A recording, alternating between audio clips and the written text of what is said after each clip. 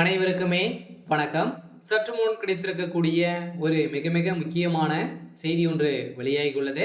சற்று முன் 10 லட்சம் கோடி கொள்ளையடித்த முதல்வர் ஸ்டாலின், கோபாலபுரத்தின் கதை முடிந்தது. இது மாதிரி பார்த்தோன்னா இப்போ செய்திகள் வெளியாகி வருகின்ற நிலையில் தான் அதிரடியாக திமுக சேர்ந்த அமைச்சர்களும் திமுகவுடைய தலைமைக்குமே வசமாக சிக்கியிருக்கக்கூடிய நிலையில் தான் இப்போ கோபாலபுரத்தின் கதை முடிய போகுது. அதெல்லாம் பார்த்தீங்கன்னா இப்போ மணல் கொள்ளை வழக்கில் அதிரடியாக திமுகவுடைய தலைமைக்கு பார்த்தீங்கன்னா கொடுத்துருக்கக்கூடிய எவிடன்ஸ் எல்லாம் இப்போ வசமாக அமலாக்கத்துறை களத்தில் இறங்கிய சம்பவத்தால் தான் அங்கு கிடைத்திருக்கக்கூடிய தகவலின் அடிப்படையில் முதல்வர் ஸ்டாலின் அவர்களுக்கு சென்றிருக்கக்கூடிய 10 லட்சம் கோடி பார்த்தீங்கன்னா இப்போ முதல்வர் ஸ்டாலின் அவர்களுக்கு லஞ்சமாக கொடுத்துருக்கக்கூடிய நிலையில் இப்போ அதிரடியாக கோபாலபுரத்தின் கதையே முடிய போகுது. இதை பற்றி இந்த வீடியோவில் பார்க்கலாம். அதுக்கு முன்னாடி நம்ம சேனலுக்கு இப்போ தான் நீங்கள் முதல் முறையாக வந்திருக்கீங்க அப்படின்னா மறக்காமல் நம்முடைய சேனலை சப்ஸ்கிரைப் பண்ணி சப்போர்ட் பண்ணுங்கள். வாங்க வீடியோக்குள்ளே போகலாம்.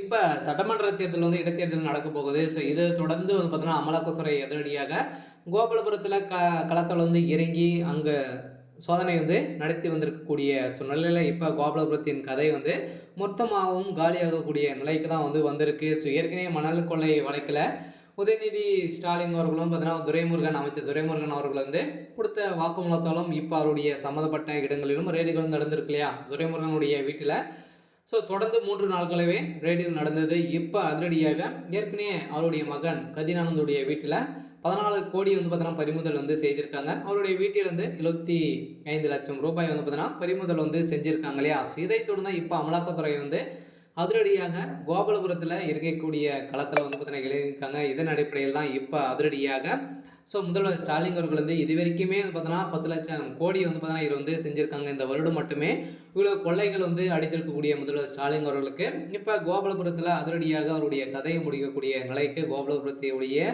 கதையை முடிய போகுது இல்லையா. இதனால் ஏற்கனவே அமைச்சர் செந்தில் பாலாஜி அவர்களும் பார்த்தீங்கன்னா மின்சாரத்துறையில் அமைச்சராக இருக்கார். அதில் பார்த்தீங்கன்னா எக்கச்சக்கமான ஊழல் செஞ்சுருக்காங்க ஏற்கனவே.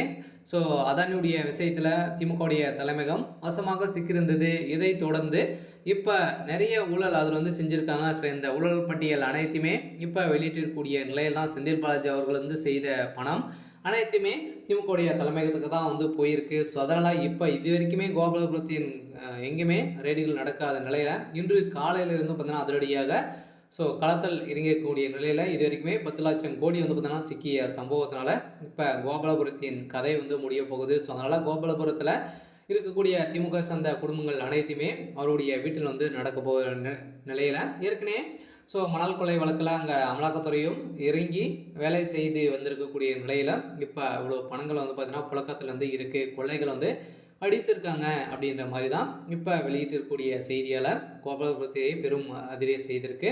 சரி, ஓகே. இன்றைக்கான அப்டேட் பார்த்தீங்கன்னா இதுதான். மறக்காமல் நம்மளுடைய சேனலை சப்ஸ்கிரைப் பண்ணிக்கோங்க. தேங்க்யூ.